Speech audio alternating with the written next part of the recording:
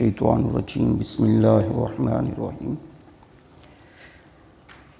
یا ایہا الذین آمنوا کتب علیکم الصیام صدق اللہ مولانا العظیم۔ حضرات محترم، یہ ماہ رمضان المبارک بڑی فضیلت والا ہے۔ اس کے 5 حروف ہیں، رمضان کے لفظ کے 5 حروف ہیں، را میم ضاد الف نون۔ را سے مراد رحمت الہی ہے، یعنی جو روزے رکھتا ہے، ماہ رمضان کو پاتا ہے تو اللہ عز و جل کی رحمتوں کا نزول ہوتا ہے، اس بندے کے اوپر اللہ کی رحمت نازل ہوتی ہے۔ اور میم سے مراد محبت الہی ہے، یعنی اللہ عز و جل اس بندے کے اوپر محبت فرماتا ہے۔ اگر خالق کائنات جس بندے پر راضی ہو جائے اور محبت کی نظر فرما دے تو اس بندے کی بخشش ہو جاتی ہے۔ اور ضاد سے مراد ضمان الہی ہے، اللہ عز و جل اس بندے کی ضمانت دے دیتا ہے کہ یہ بندہ اب بری و ذمہ ہے، اب یہ گناہوں سے پاک ہے۔ اور الف سے مراد ایمان الہی ہے، امان مل جاتا ہے، اس کو امن میں ہوتا ہے۔ اور نون سے مراد نور الہی ہے، اللہ کا نور اس کو حاصل ہو جاتا ہے۔ جو بندہ ماہ رمضان مبارک کے روزے رکھتا ہے تو خالق کائنات اس کو ایک خاص نور عطا کرتا ہے جو اس کے دل کو روشن کرتا ہے، اور پھر اس کا دل برائی کی طرف نہیں جاتا بلکہ نیکیوں کی طرف لگا رہتا ہے، نیکیاں کرتا رہتا ہے۔ ماہ رمضان المبارک میں 5 عبادات جو ہیں وہ خاص ہیں۔ ایک تو روزہ رکھنا، دوسرا نماز تراویح اور تلاوت قرآن پاک اور اعتکاف اور شب قدر۔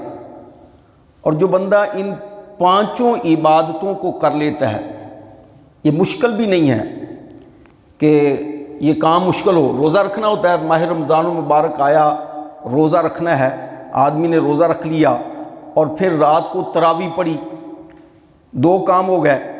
اور تلاوت قرآن، یعنی جب بھی اس کو وقت ملا اس نے قرآن مجید فرقان حمید کی تلاوت کی۔ اور چوتھا جو ہے وہ اعتکاف، کہ جب آخری عشرے کا وقت آیا تو اس وقت وہ اعتکاف بیٹھ گیا اللہ عز و جل کی یاد میں۔ اور 5واں جو ہے وہ شب قدر، یعنی اسی مہینے کے اندر یہ 5 کام جو بندہ کر لیتا ہے تو ان کو، اس آدمی کو ماہ رمضان المبارک کے جو اوپر نام کے لفظ کے ایک ایک حرف کے معنی بتائے ہیں وہ سارے اس بندے کے اندر جمع ہو جاتے ہیں۔ ان کو رحمت الہی بھی مل جاتی ہے، محبت الہی بھی اس کو مل جاتی ہے، ضمان الہی بھی، امان الہی بھی، اور نور الہی بھی اس بندے کو مل جاتی ہے۔ ماہ رمضان المبارک، اس کے 4 نام ہیں۔ ایک تو ماہ رمضان جو عام مشہور ہے، اور دوسرا ہے ماہ صبر، کہ بندہ روزہ رکھ کر ہر چیز سے صبر کرتا ہے۔ اللہ کی نعمتیں اس کے پاس ہوتی ہیں، اس کے سامنے رکھی ہوتی ہیں، بھوک بھی لگی ہوتی ہے، پیاس بھی لگی ہوتی ہے، مشروبات اس کے سامنے ہوتے ہیں بھی حلال، حرام بھی نہیں ہے، اس کے اوپر ہیں بھی حلال، لیکن وہ روزہ رکھ کر وہ صبر کر رہا ہوتا ہے، وہ ان سے باز رہتا ہے صرف اور صرف اللہ کی رضا کے لیے۔ تو جو بندہ صبر کرتا ہے تو خالق کائنات اس کو جزا کیا عطا فرماتا ہے؟ وہ جزا یہ ہے کہ روزہ میرے لیے اور میں ہی اس کی جزا ہوں، یہ صبر پر جزا ملتی ہے۔ اور دوسرا اس کا معنی ہے ماہ مواسات۔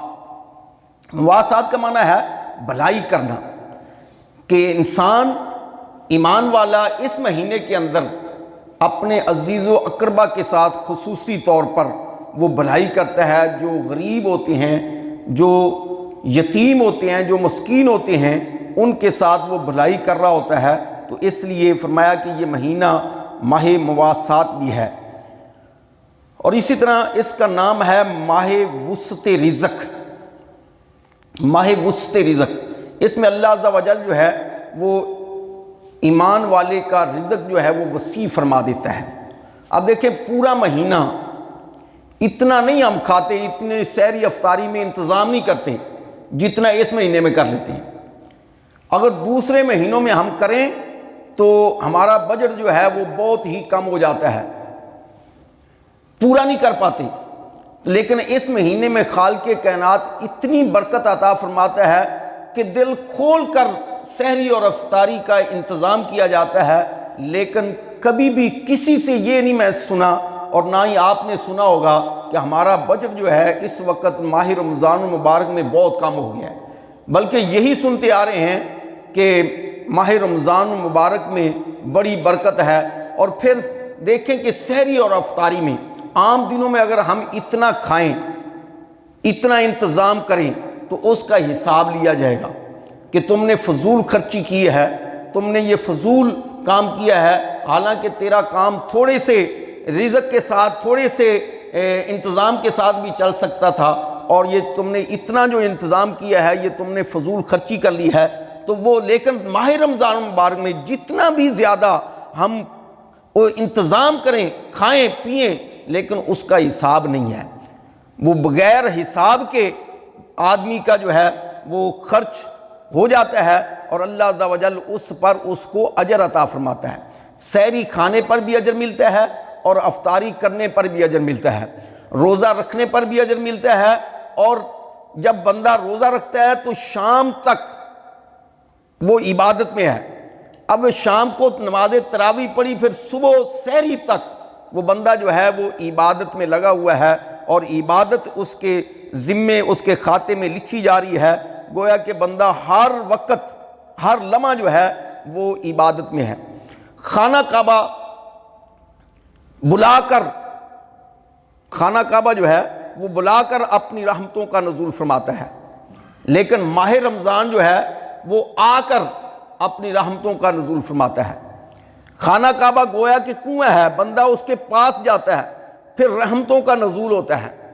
لیکن ماہ رمضان المبارک جو ہے یہ دریا کی طرح ہے کہ دریا اس کے پاس پہنچ جاتا ہے، یا یوں کہہ لیجئے کہ خانہ کعبہ جو ہے وہ دریا ہے اور یہ بارش ہے، کہ رب کی رحمتیں جو ہیں وہ برستی ہیں انسان کے اوپر۔